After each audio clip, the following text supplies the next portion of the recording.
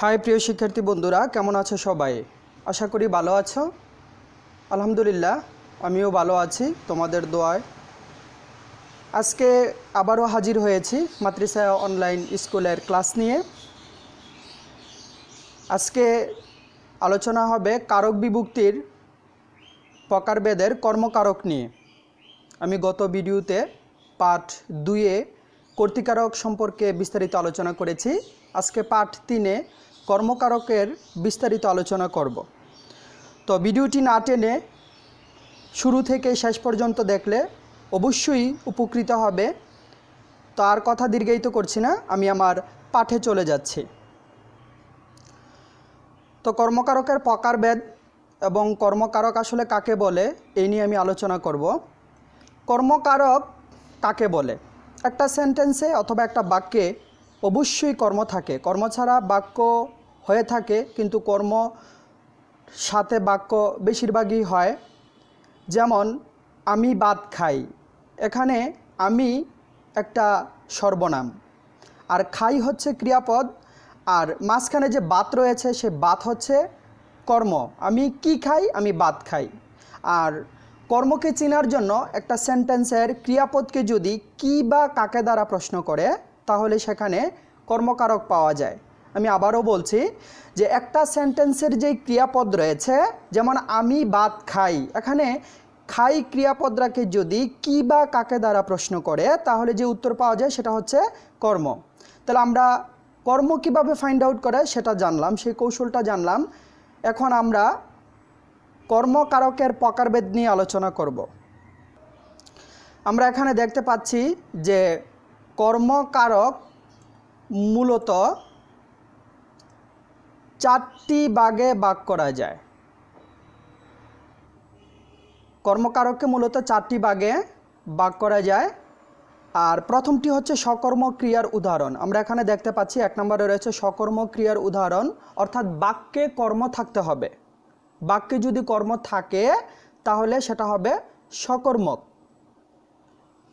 আমরা একটা কথা আগে শিখেছি যে কর্ম থাকলে হবে সকর্মক আর না থাকলে হবে অকর্মক। এই কথাটা যদি সবার মনে থাকে তাহলে কর্মকে ফাইন্ড আউট করা খুবই সহজ হয়ে যাবে। যে একটা বাক্যে যদি কর্ম থাকে তাহলে সেটা হবে সকর্মক, আর যদি কর্ম না থাকে তাহলে সেটা হবে অকর্মক। এবার আমরা কিছু উদাহরণে আসি। যেমন নাসিমা ফুল তুলছে, এখানে ফুল তুলছে। তাহলে বাক্যটাকে যদি আমি প্রশ্ন করি ক্রিয়াপদকে, এই যে এই তুলছে কে যদি আমি কি করি প্রশ্ন করি যে নাসিমা কি তুলছে, তাহলে উত্তর আসবে ফুল তুলছে। তাহলে ফুল এখানে কর্ম, আর একটা বাক্যে কর্ম থাকার কারণে সেটা হচ্ছে সকর্ম ক্রিয়ার কর্ম।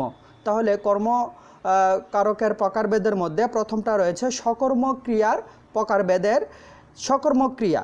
তাহলে আমরা শিখলাম যে একটা বাক্যে যদি কর্ম থাকে তাহলে সেটা হবে সকর্মক, আর যদি বাক্যে কোনো কর্ম না থাকে তাহলে সেটা হবে অকর্মক। শিক্ষার্থী বন্ধুরা, আরেকটা উদাহরণে আসি। যেমন এখানে রয়েছে জামিল ভাত খায়।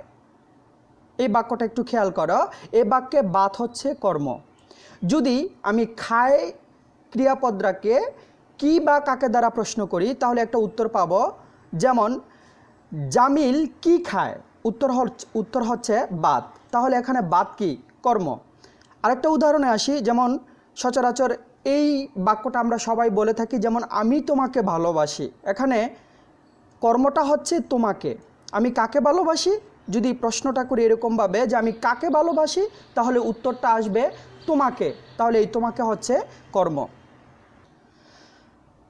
অর্থাৎ ক্রিয়াকে কি বা কাকে দ্বারা যদি প্রশ্ন করে যে উত্তর আসে সেটাই হচ্ছে কর্ম। তাহলে আমরা ফাইন্ড আউট করলাম অতি সহজে যে একটা বাক্যের ক্রিয়াপদকে যদি কি বা কাকে দ্বারা প্রশ্ন করে তাহলে আমরা কি পাবো? কর্ম পাবো। আর একটা বাক্যে কর্ম আছে কি না অথবা কর্ম নেই এর আলোকে কি কিন্তু এই কর্মকারকের প্রকারভেদগুলোকে ভাগ করা হয়েছে। প্রথমটা হচ্ছে সকর্মক। যদি একটা বাক্যে কর্ম থাকে তাহলে সেটা সকর্ম ক্রিয়ার কর্ম হবে। প্রিয় শিক্ষার্থী বন্ধুরা, এখন আমরা শিখব কর্মকারকের দ্বিতীয় প্রকারভেদ সেটা হচ্ছে প্রযোজক ক্রিয়ার কর্ম। আমরা এখানে এই স্লাইড শোয়ে দেখতে পাচ্ছি যে দ্বিতীয় নম্বরে রয়েছে প্রযোজক ক্রিয়ার কর্ম। প্রযোজক ক্রিয়ার কর্ম কাকে বলে? কেউ কাউকে কোনো ক্রিয়া সম্পন্ন করতে যদি সহযোগিতা করে তাহলে ওই ক্রিয়ার কর্মটি হবে প্রযোজক ক্রিয়ার কর্ম। আমরা আরও ক্লিয়ার হই, একটা কাজ সে করবে না কিন্তু সহযোগিতা করবে, কাজটা সহযোগিতা করবে কিন্তু কাজটা পূর্ণাঙ্গভাবে অন্য কেউ করবে যাকে সহযোগিতা করবে। যেমন উদাহরণে আসি, ছেলেটিকে বিছানায় শোয়াও। আচ্ছা, ছেলেটি শোয়ানোর পরে শোয়ানোর কাজটা কে করেছে? ছেলেই করেছে, কিন্তু কেউ তো সহযোগিতা করেছে। তাহলে এখানে আমরা দেখতে পাচ্ছি যদি প্রশ্ন করি কাকে শোয়াও, তাহলে উত্তর আসবে ছেলেটিকে শোয়াও। আর ছেলেটি হচ্ছে কি? প্রযোজক ক্রিয়ার কর্ম। ছেলেটি কর্ম, কিন্তু কি ক্রিয়ার কর্ম? প্রযোজক ক্রিয়ার কর্ম, অর্থাৎ কেউ কাউকে সহযোগিতা করছে। আমরা আরেকটা উদাহরণে আসলে আরও বেশি পরিষ্কার হব। যেমন আদিলকে ভাত খেতে দাও। এখানে যদি প্রশ্ন করা হয় কাকে খেতে দাও, তাহলে উত্তরে পেলাম আদিলকে ভাত খেতে দাও। আদিলকে, এখানে কেউ তো দিবে, কাকে দিবে? আদিলকে দিবে, তারপর আদিল ভাত খাবে। এখন এই কাজটাকে কেউ সহযোগিতা করছে, যে সহযোগিতা করছে হ্যাঁ সে হচ্ছে প্রযোজক। আর কাকে সহযোগিতা করছে? উত্তর হলো আদিলকে সহযোগিতা করছে। এজন্য আদিলকে ভাত খেতে দাও আর আদিলকে, এটা হচ্ছে প্রযোজক ক্রিয়ার কর্ম। এখন আমরা শিখব 3 নম্বর প্রকারভেদ, সমধাতুজ কর্ম। সমধাতুজ কর্ম কি? আমরা দেখতে পাচ্ছি স্লাইড শোয়ে 3 নম্বরে দেয়া আছে সমধাতুজ কর্ম। প্রিয় শিক্ষার্থী বন্ধুরা, আমরা একটু মনোযোগ সহকারে খেয়াল করি। সমধাতুজ মানে কি? সম মানি সমান, ধাতু মানি অর্থাৎ ক্রিয়াপদের মূল শব্দকে ধাতু বলে, ক্রিয়াপদের মূল অংশকে ধাতু বলে।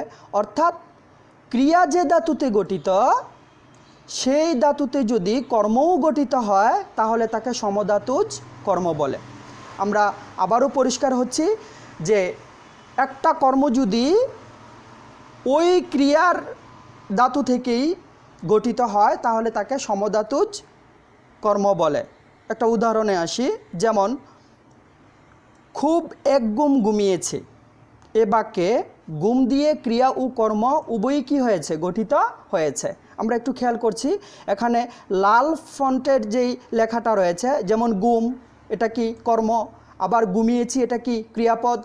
অর্থাৎ গুম ধাতু থেকে কর্মও গঠিত হয়েছে, আবার ক্রিয়াপদও কি? গঠিত হয়েছে। এই দুটা একই হওয়ার কারণে এটাকে বলা হয় সমান, অর্থাৎ সমধাতুজ কর্ম। তো প্রিয় শিক্ষার্থী বন্ধুরা, আমরা শিখলাম সমধাতুজ কর্ম কি এবং কিভাবে গঠিত হয়।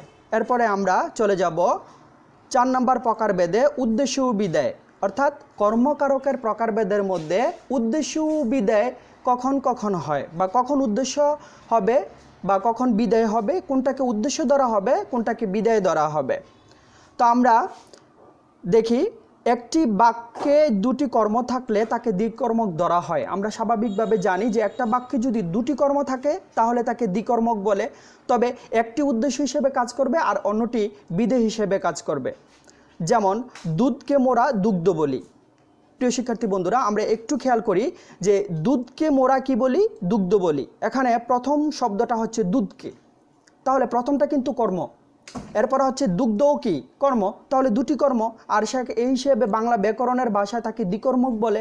আর এই দ্বিকর্মক হওয়ার কারণে প্রথমটিকে উদ্দেশ্য ধরা হয় এবং দ্বিতীয়টিকে বিধেয় ধরা হয়। তার মানে দুধকে ধরা হবে উদ্দেশ্য এবং দুগ্ধকে ধরা হবে বিধেয়। তাহলে আমরা শিখলাম যে উদ্দেশ্য ও বিধেয় কখন ধরা হয়, অর্থাৎ প্রথমটিকে উদ্দেশ্য এবং দ্বিতীয়টিকে বিধেয় হিসেবে গণনা করা হয়। এখানে দুধকে কর্ম, অর্থাৎ আমরা দেখতে পাচ্ছি উদ্দেশ্য হিসেবে ব্যবহৃত হয়েছে, আর দুগ্ধ হলো আরেকটি কর্ম যা বিধেয় হিসেবে ব্যবহৃত হয়েছে। তো প্রিয় শিক্ষার্থী বন্ধুরা, এই ছিল কর্মকারকের প্রকারভেদ। আমরা কর্মকারকের বিস্তারিত আলোচনা করেছি। তো এখন তোমাদের জন্য কিছু অনুশীলনীর কাজ রয়েছে। তোমাদের উদ্দেশ্যে এটা এই প্রশ্ন কোন কারক হবে, শিশুকে দুধ পান করাও শিশুকে কোন কারক হবে, করিম চিঠি লিখে হ্যাঁ চিঠি কোন কারক হবে, তেলকে মোরা তৈল বলি, এখানে তেলকে এবং তৈল হ্যাঁ মানে কি হিসেবে কর্ম হয়েছে, আপা আমাকে একটি ডায়েরি কিনে দিলেন, এখানে কয়টি কর্ম রয়েছে, অথবা এখানে 6 নম্বরের এই যে আপা আমাকে একটি ডায়েরি কিনে দিলেন, এটাকে কি কর্ম বলা হয়। হ্যাঁ, এই কারকগুলো তোমরা নির্ণয় করে উত্তরগুলো কমেন্টস বক্সে জানাবে। তো সেই অপেক্ষায় থাকলাম, তোমাদের কমেন্টস পেয়ে দেখব যে তোমরা আসলে কতটুকু কারক বুঝেছ অথবা অনুশীলন করছো।